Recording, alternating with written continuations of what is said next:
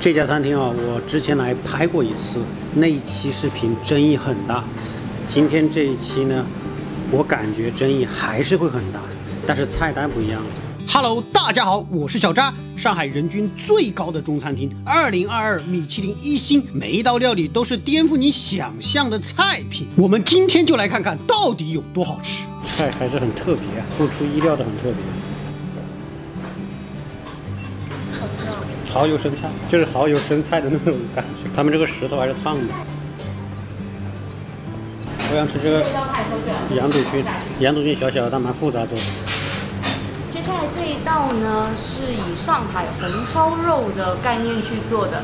肉的部分呢，我把原本传统的猪五花肉换成了海鲜部分的五花肉金枪鱼大腹，用了陈年12年的绍兴酒去低温烹调过。白色的那一个呢是冬枣，为了增加脆度以及提升鲜味用的。黄色的那一个碎碎呢是吃红烧肉里面的蛋，我们把蛋黄取出之后磨成粉撒在上面，希望你们喜欢。好，谢谢。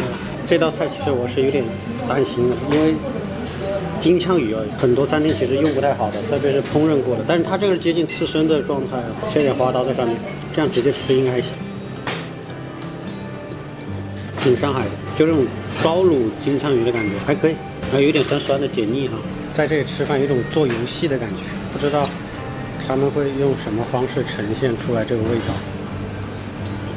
接下来这一道呢，是以港点的红米虾肠粉的概念去做的。虾呢，我们选用的是小青龙，借用了广东的水晶虾仁做法。那上面两个皮呢，两个肠粉皮呢，白色的那一个呢是传统的肠粉皮米做的，底下那一个呢是西瓜去做的分子料理肠粉皮，吃下去会比较清爽一点。那旁边那个绿色的酱呢，是以广东人喜欢吃白斩鸡蘸那个葱姜酱，这个会比较偏重口一点点，所以就是建议你不要一次性的蘸太多。8、9分熟的小青龙吧。我蘸酱吃一下，抓完酱这个颜色还是挺特别的，其实就是肠粉的概念嘛，虾仁肠粉。它这酱汁很特别，好像有味道又好像没味道，就有点那种咸味但又不具体的感觉。接下来这一道呢是以法式焗蜗牛的概念去做的，那我们把原本传统的蜗牛呢换成了来自大连的红螺，加了玫瑰露酒、广东腊肠以及黑蒜下去炒制。我感觉这个螺要拿着吃，要不然被撒的到处都是。它这螺壳是不是真螺壳？很烫。小姐，这应该不是真的螺壳吧？啊，是真的螺壳啊，非常香，有那种海边的感觉，鱼虾蟹酱的感觉。谁哈？有点闽南风味，就很有地域特点。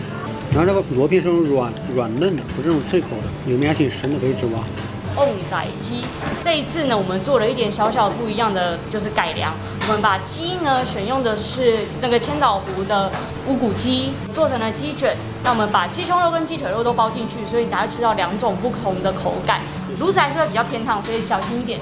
它本身带酱吃的，直接吃，香味很好，这口感没那么嫩。这个松茸应该是刺身，直接吃一片，沾点这个药膳应该很补。这松茸蘸完酱之后很甜。那接下来这一道呢，我们是以一个云南傣族的酸汤鱼为概念，不同于其他的地方会用醋呀或者是柠檬去调它们的酸味，那傣族那边会用他们的特产就是酸木瓜还有熟番茄去制作。那所以今天的汤底部分呢，就用到了一个猪骨高汤、熟番茄、酸木瓜，还有来自云南的香柳、香菜以及香茅，所以它就有一个比较清香的一个滋味。顶部的鱼呢，则是用了一个现在当季的猴黑鱼。然后用了一个木姜子油去进行腌制，然后最后把它煎熟。底部呢还有来自日本的生金子。那吃的话，直接把鱼肉分成小块，配着汤一起食用就好了。请慢用。好，谢谢。猴黑，有点冬阳功的感觉，但这猴黑好肥啊，它没有冬阴功那么酸，那么辣，有点甜。这猴黑应该是舟山的。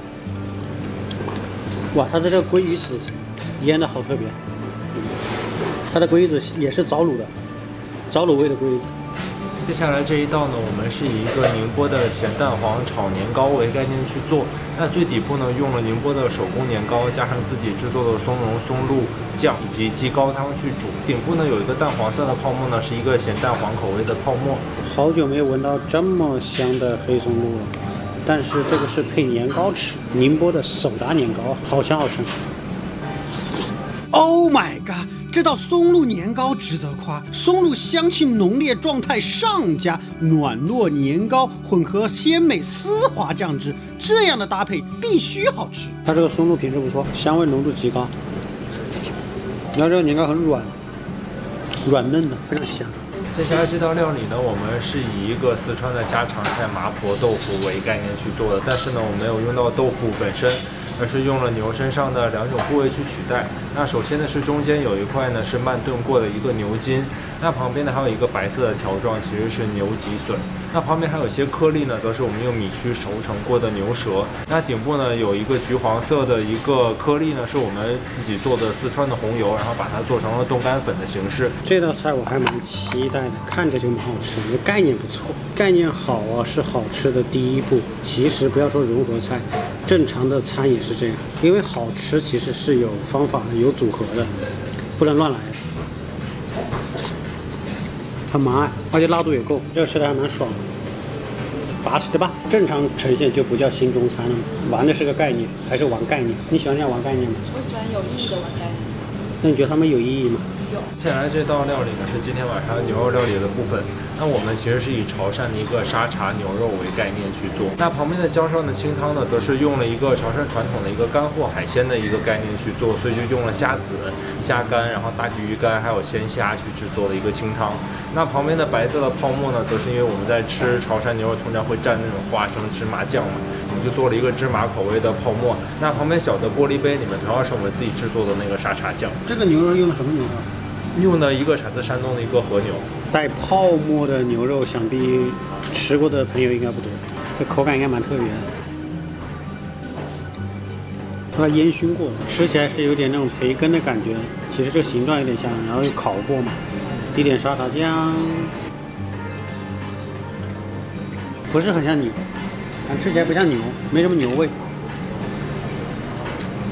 接下来呢，这道料理是今天晚上羊肉料理的部分。那我们其实是以中国的一个鲜字为概念去做，左边是鱼，右边是羊嘛，这就是一道鱼羊鲜的料理。那羊肉呢，选用了来自内蒙古乌珠穆沁的一个羊肉。